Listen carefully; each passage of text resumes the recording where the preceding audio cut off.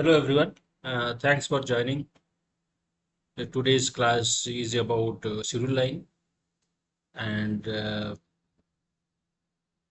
we will learn what is schedule line, how it is defined in SAP, or how we can assign it in SAP to any kind of mapping, so that the schedule line is determined automatically. Okay, so that is called the schedule line determination. So before going the determination, let us understand what is a schedule line. A schedule line is the one which represents the lowest structural element of a sales document item. It divides an item based on different dates and quantities. That means from the schedule line, we'll understand what date and how much quantity is confirmed or going to be delivered. So it defines the delivery plan for a material, specifies the confirmed quantities and delivery dates, and then also it links sales data with logistics and production planning. Okay, and why it is critical? So without schedule lines, an item cannot be copied to a delivery.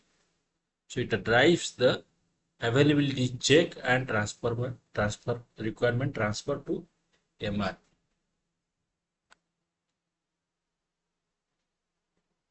Okay, what is the logic? Determination logic.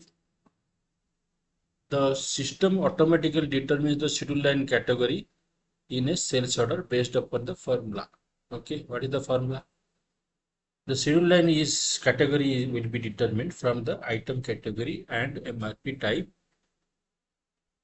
combination. So item category which will be coming from the order type and the combination. It says order type, item category, group, and then the high level item category, then the default item category. So whatever the item category will be determined from the order from with the combination of MRP type.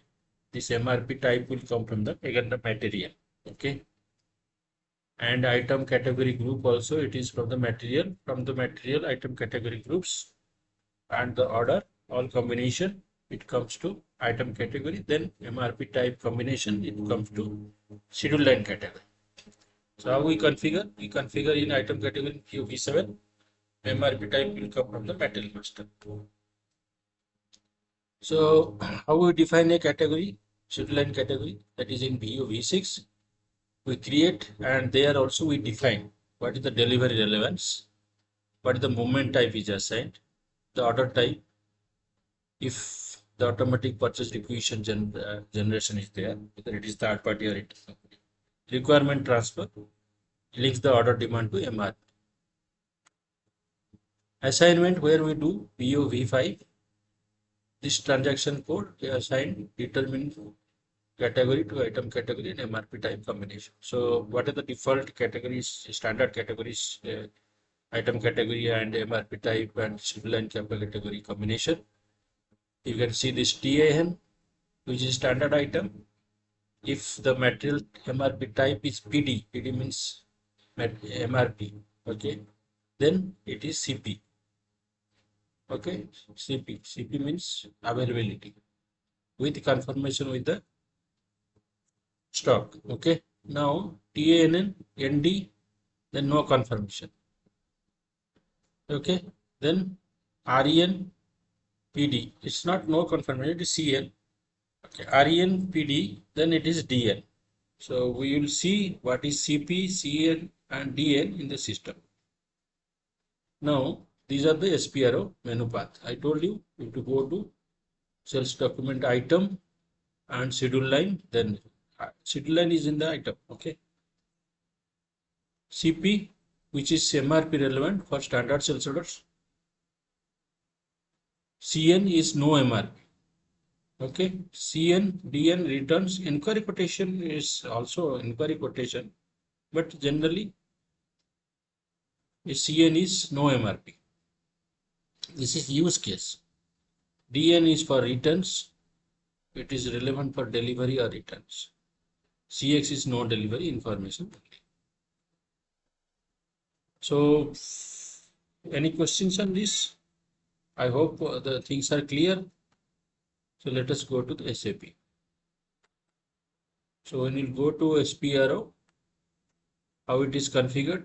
It is configured through SPRO, and the area is sales and distribution. Here you go to sales and sales document, then you go to schedule line. Okay, here in the schedule line, you go to define schedule line categories. Under these, the area of concern is CP. So if you see, CP is your MRP, and the movement type which is assigned is 601. So when we do a sales order, standard order, so OR is determined, TAN is determined. From the TAN and the PD, the CP is determined. CP is go to the delivery, and the movement type is assigned to 601. So when the delivery is happening, we are doing the PGI, the 601 movement type, it will post the material document. Now this item is relevant for delivery. That's why you are able to create the delivery order. If this is not flagged, then delivery order will not be created for that line item. Now next is requirement and assembly. So this we are transferring the requirement to MR. Availability check you are also performing from the system. So, and product allocation, here the product allocation is enabled. The product allocation, that is a different area. I will come to that. Availability check, it will check from the system's availability, stock availability in the system based upon certain rules and processes. That will come to this one. So we'll have availability check groups. Okay, that behavior will understand in the availability check class. Okay, we'll see ATP. Okay, this is basically what termed as ATP, availability to promise. And this is requirement. Requirement is for requirement transfer to MRP, so that the planning can happen. Okay. So if you go to CN, so CN also the same thing, 601 item delivery, but here there is no MRP. So it is not transferred to MRP, so that MRP will happen. Okay. Sorry. Now coming to other one. So in case of IPO, individual purchase order, the CB is determined, where you have additional information this way, that order type NB is determined, assigned, item category 0, and account assignment category as E. Okay, so this E should be there.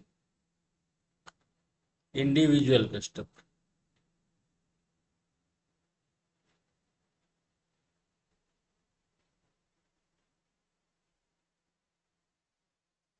Okay, so this is the control.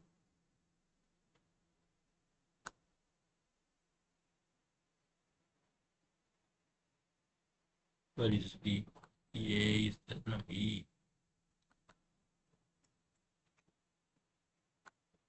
Okay, now, so here the purchase requisition, what is this? Purchase requisition. Okay, with delivery scheduling is enabled. Okay, so here it creates a purchase requisition in the background. Okay, next is you can see others like CS, which is for the third party. So here you are creating a purchase requisition with the item category and all. This is a third party process. Okay, and you know E1, F1, uh, C1 D0. Okay, so those E1, F1, C1,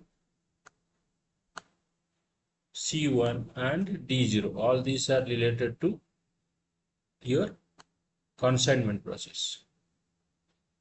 Next is returns is DN. If you see is DN, DN for returns. Okay, and also for intercompany scenarios or STOs, you have different schedule lines which is attached. STO process. So you can do a what you call, you can do a custom schedule line as well according to your requirement. So next is how the schedule line categories are assigned. Now, if you see this item category TAN, you have CP, CN, everything. Okay. So all these are the MRP type. This is item category. So from where the MRP type comes, MR03,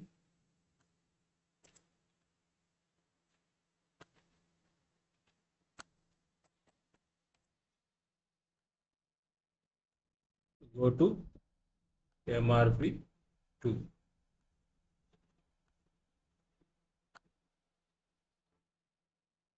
Sorry, MRP1.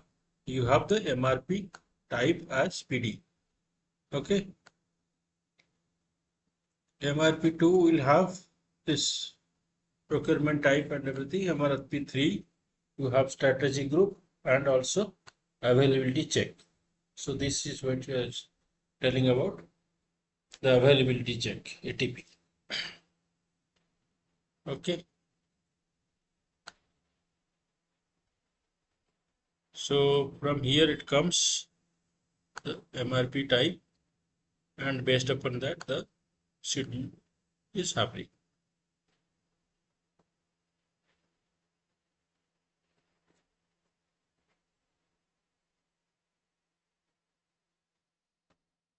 Okay.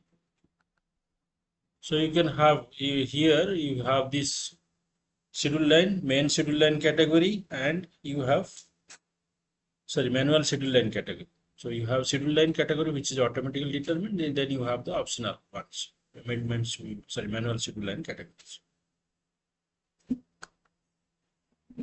So the item category which we created, so ZTA, we have customized this item category. So if you see, when we have copied this item category from TAN to JTAN, so all these mapped MRP types and schedule line categories are copied, and it is also pasted into this. Automatically it has done the copy. Okay. If you want to change, you can change as per your business requirement. So this is all about the